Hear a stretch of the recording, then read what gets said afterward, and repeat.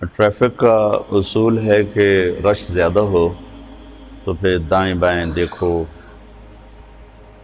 سیدھے ہاتھ کے شیشے میں دیکھو، الٹے ہاتھ کے شیشے میں بھی دیکھو، جو تمہارے سامنے شیشہ ہے اس پر بھی دیکھو اور سکرین پر بھی دیکھو۔ ڈرائیور کو 4 جگہ پہ اپنی نظر کو گھمانا پڑتا ہے، کیونکہ ادھر بھی رش ہے، ادھر بھی ہے، پیچھے بھی گاڑیاں، آگے بھی گاڑیاں، ادھر نہ ٹکر ہو، ادھر نہ ٹکر ہو، پیچھے سے کوئی آ کے مجھے نہ مار دے، آگے میں کسی میں نہ مار دوں، لہذا اس کو یوں یوں یوں کر کے دیکھنا پڑتا ہے، اور تب جا کر وہ سلامتی کے ساتھ اس رش سے نکلتا ہے، ورنہ دائیں بائیں آگے پیچھے سے کہیں نہ کہیں ضرور ٹکر ہو جاتی۔ تو ایک دفعہ خود میں نے گاڑی مار دی تھی، وہ نہر پر میں تھا، تو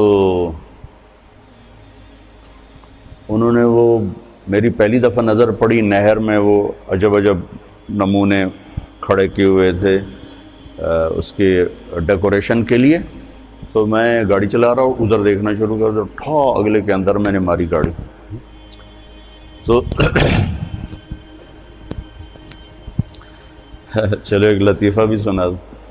میں حج پہ تھا مدینہ، تو میرے ایک دوست نے کہا کہ میری گاڑی ورک شاپ میں ہے، میرے ساتھ چلو، وہ تم چلا لینا اور یہ میں چلا لوں گا۔ میں نے کہا میں نے کبھی وہ الٹے ہاتھ لیفٹ ہینڈ والی کبھی چلائی نہیں، تو کوئی ٹکر نہ ہو جائے۔ کہنے لگا اس میں کیا، ادھر بیٹھو یا ادھر بیٹھو، تمہیں چلانا تو آتا تو ہے لیکن اندازہ کوئی نہیں ہے۔ اور نہیں کچھ نہیں ہوتا، چلو چلو۔ میں کہا چلو، اب وہ چل پڑے۔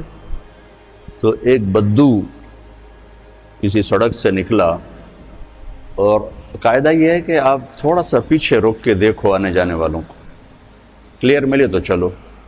وہ بدو بادشاہ اس نے اندر ڈال دی گاڑی، اور مجھے آئیڈیا نہیں ہے، پہلی دفعہ میں اس طرف بیٹھ کے چلا رہا ہوں، تو میری گاڑی کا کونا اس کے بمپر میں لگا۔ وہ گاڑی تھی شیورلیٹ بڑی، تو بمپر اس میں پھنس گیا اور اس کو گھسیٹ کے لے جا رہا۔ اب مجھے کھڑ کھڑ کی آواز آنی شروع ہوگی، میں نے کہا یہ کیا چکر ہے، یہ کھڑ کھڑ کیا ہو رہا ہے؟ میں جا رہا ہوں۔ تو بدو نے پیچھے سے گاڑی بھگائی، اور ایک دم جو میں چلا گیا نا کوئی تو 1 فرلانگ 1.5 فرلانگ اس نے آگے آ کے بریک لگائی۔ میں کہا ابھی لگتا ہے اے کم خراب ہو گیا۔ تو نکلا غصے سے، تو مجھے سمجھ میں آ گیا کہ شاید اس کی گاڑی کا کوئی چیز پھنس گئی۔ میں نے کہا پتر ہون بالکل تو ہون عربی دا ایک لفظ بھی بولے تو تیری خیر نہیں۔ اس نے آ کے دروازہ کھولا، انزل۔ میں کہا حاجی پاکستان۔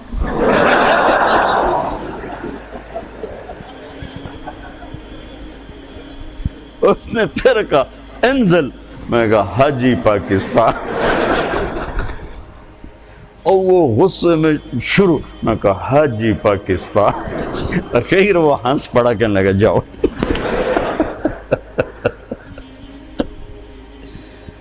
تو یہ مثال مجھے یاد آئی، اور پرانا واقعہ بھی کب کا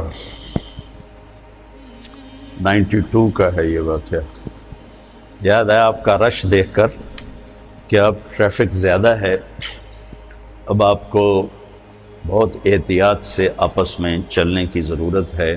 آپ کے استادوں سے ایک بات کر کے آیا ہوں، وہی آپ کے سامنے دہرا دیتا ہوں، اور یہی میرا مستقل موضوع ہے، مضمون ہے۔ میں تقریباً ہر بیان میں اس کو عرض کر رہا ہوں، نجی محفلوں میں بھی، انفرادی دعوت میں بھی، اجتماعی دعوت میں بھی، کہ معاشرے کی جو خوبصورتی ہے اس کا تعلق نہ علم سے ہے نہ عبادات سے ہے، اس کا تعلق اخلاق سے۔ عبادات ہماری بنیاد ہیں، اس مسجد کی بنیاد نہ ہوتی تو یہ کھڑی نہ ہوتی، لہٰذا عبادات کی اہمیت ایک اور لحاظ سے کہ وہ ہماری بنیاد ہے۔ آپ کی نماز اچھی ہونی چاہیے، خوبصورت ہونی چاہیے، آپ کو تہجد کا شوق ہونا چاہیے، آپ کی عمر ہے کہ اس میں آپ اپنی نیند سے لڑ سکتے ہیں، اپنے آپ سے لڑ سکتے ہیں۔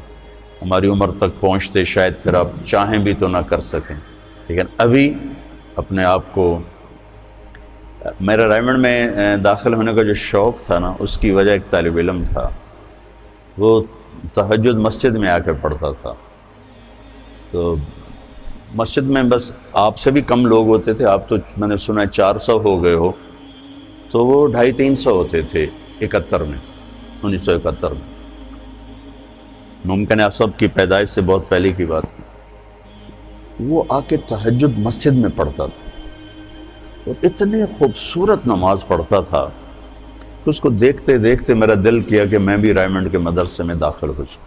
حالانکہ میری تو اس کے نہ کبھی سلام دعا اور نہ کبھی کوئی اس سے گفتگو. وہ تو جب رائمنڈ میں داخل ہوا تو اس کا پتہ چلا، سخی جان اس کا نام تھا اور افغانستان کا تھا وہ.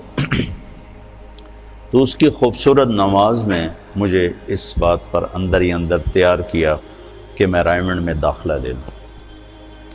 تو آپ اپنی نماز کو خوبصورت جتنا بناؤ گے، آپ کی بنیاد اتنی مضبوط ہو جائے گی.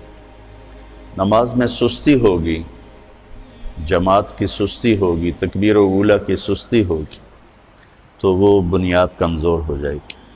ہمارے ایک دوست تھے، دوست نہیں بزرگ تھے، میاں فضل احمد، بڑے ذمہ دار تھے. تو سارا دن مصروف رہتے تھے اپنی زراعت میں، کھیتوں میں. ایک دفعہ مجھ سے کہنے لگے، مولانا صاحب 18 سال ہو گئے میری تکبیر اولیٰ قضا نہیں ہوئی.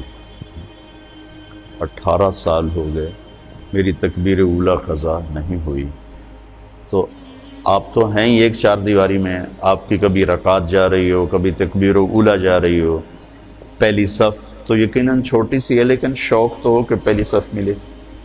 تو یہ اس میں کمزوری آپ کی بنیاد کو کمزور کر دے گی. تو لہٰذا ایک تو بیس بنیاد آپ اپنی نماز کو خوبصورت بنانے کی کوشش کرو. یہ آپ کے کردار پر بھی اثر انداز ہوگی. ان الصلاۃ تنہی عن الفحشاء والمنکر ولذکر اللہ اکبر.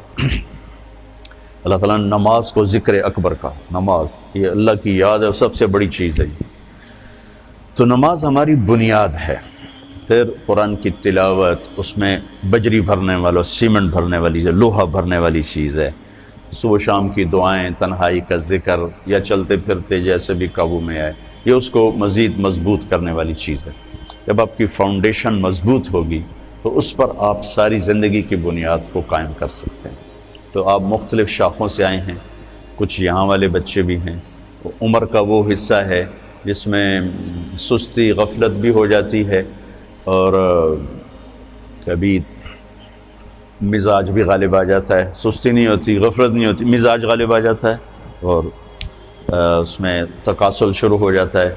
تو میں آپ سب بچوں سے یہ گزارش کروں گا کہ اپنی نماز کو خوبصورت بناؤ. نماز کا خوبصورت ہونا آپ کے پوری زندگی کے کردار پر اثر انداز ہوگا. جو اللہ کے نبی نے فرمایا، جعلت قرۃ عین فی الصلاۃ، میری آنکھوں کی ٹھنڈک ہے نماز. تو اس کو آپ بنیاد بناؤ. تہجد کا اہتمام کرو، نوافل کا اہتمام کرو. اگر آپ اذان سے 1 منٹ پہلے بھی مسجد میں آ جاؤ تو آپ کی ہر نماز کے ساتھ نوافل ہو سکتے. اب سوائے فجر کی نماز کے وہ سنتیں ہوتی. تو آپ بڑے خوبصورت طریقے سے اپنے اللہ سے سجدوں کے ذریعے سے تعلق بنا سکتے ہو. آپ اس